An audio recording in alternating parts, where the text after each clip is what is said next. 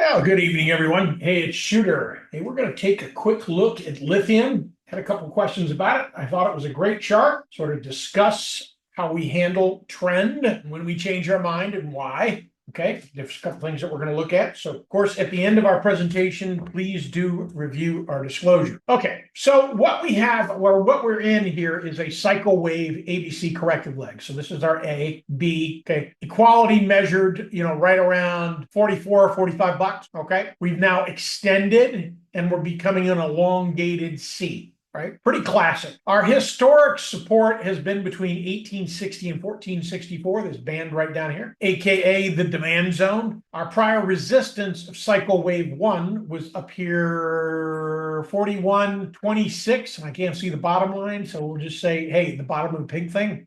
All right, so this is our channel, pretty broad channel. We're kissing the bottom of the channel here, and that's the best look that I could come up with there, because honestly, there's a couple here. You got our first leg down, then we moved into a flat figure really on that ABC there, because we sort of put in this ABC here. But the first thing here, so our first trend resistance, we're just checking it now, a little overhead. It held, it popped over, so it was an overshoot on the third drive, which, by the way, happens 75-80% of the time. So anytime you're looking at a third drive, they always can overshoot and then flush, which is one reason I keep a good eye on those, because that's when you get long and you get wiped out. So, all right. Then our second trend resistance is from these two legs. So basically, we had the 82.70 and roughly 69.48, and we have not back tested that at all. So there's a spread here. I mean, we got a little room. We could actually push, even break out of this first leg here, maybe even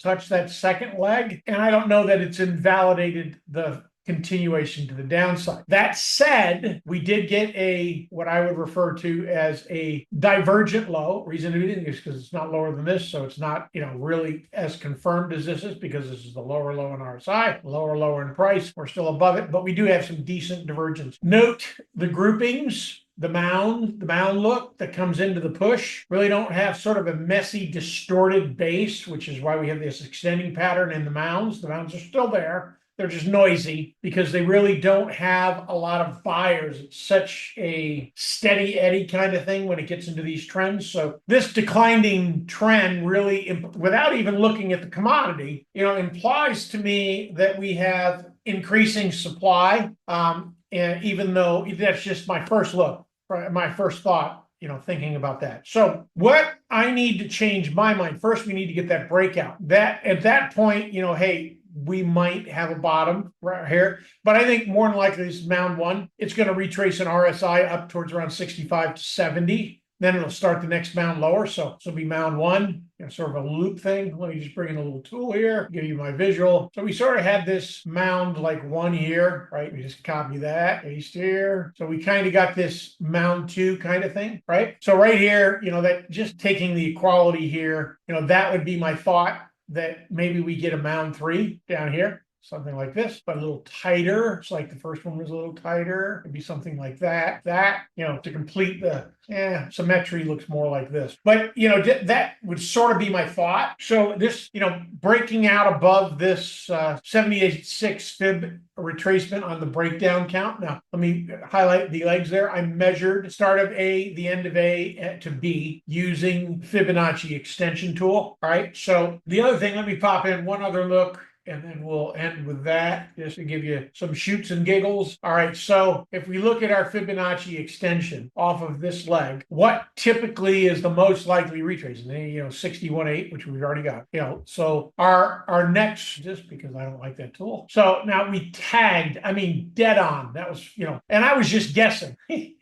It's funny, I see things without even the tools. I've looked at so many charts. But so we've tagged 78.6. So the two pluses that says, hey, bottom might be in, okay, because we have that divergent, all right, and we tagged the 78.6. Now in this the 1618 is way the heck. I don't think we get anywhere close, just using the single fib tool. But those are the two factors that I see that, imply that we might be changing directly to the trend. But symmetry, Elliott wave patterns, they typically don't break. If you look at our RSI here, this, mound one is not really very choppy because this band right here, there's a lot, right at a resistance zone. So we would expect that. So this wasn't really defined. This was a very defined mound. Usually it's followed by another defined mound. Notice that how this isn't really defined, but this is a defined mound, and then this is another one. And basically what you have peaks and valleys. And the thing in the mounds is that you can have a divergent high at any of the drives, drive one, drive two, drive three. Okay. Drive one, drive two, drive three is kind of light here. Towards the back side of it, it broke down. So even though you don't have uniformity in the drives, there's still usually 3 drives in those legs. So, like even here, this is drive one, drive two, drive three, right? So drive one, drive two, drive three. They come in groupings sometimes. So you sort of have to take the context of the symmetry of the waves to give you a better visual of it, or at least where your concept is. And then you flip back and forth, look at other charts that have similar looks or have had similar looks and how they've completed. But the best history, of course, is the chart you're looking at because, like, for example, Tesla, it does not have a very similar chart to Apple, okay? There are different buyers for each of those stocks. Now, people may own both of them, but it's a percentage. I call it the law of average. No matter which way you slice the bread, 33% of the people are right, 33% of the people are kind of neutral. They weren't right or wrong. And then 33% of the people are going to be wrong. So the law of averages don't change just because we have a different opinion. That's the collective. So if you take 1,000 people and you ask them the same question, you're going to get a varied amount of answers from that. But a certain number of those people will answer in this box and that box and this box.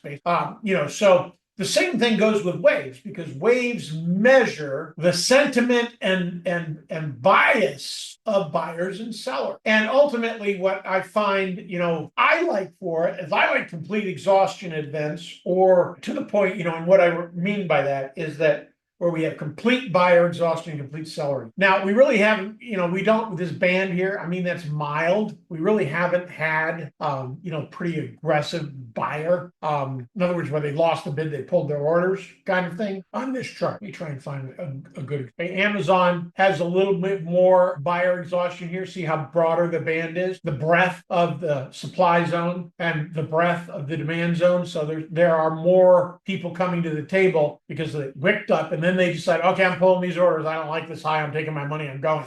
All right. So ultimately, that's how the market responds in that situation. And unfortunately, commodity stocks don't track necessarily well. That oil is a great stock where you get FOMO aggressively and full, which is my definition of fear of missing out, and full fear of loss. All right. So ultimately, looking at LIT, I don't think it's time yet, but I would say that there's 18-20% chance that I'm wrong and maybe the bottom's in. But just looking at RSI itself, I would think that we develop a third mound over here is my thought. However, confirmation would be breakout of the second breakout line at 46.92, which obviously is about $7 from where we are. But what you could do here, if you're trying to get in and want to keep it, I like keeping things on my radar. One reason I like cash secured puts is it keeps it on my P&L every day. So when I do my end of day review, I'm looking at it, so just before the close, when I look at that, it's staring me in the face and I can see whether it's winning or losing. And then if something's doing really well, I can make the decision to add, from that. So maybe you could do some 35 cash secured puts here. I would even go out and do January. I don't know how well they would pay. Because I haven't looked it up. But that's something you could do to put a position on. That's my 2 cents. Great trading. Until next time.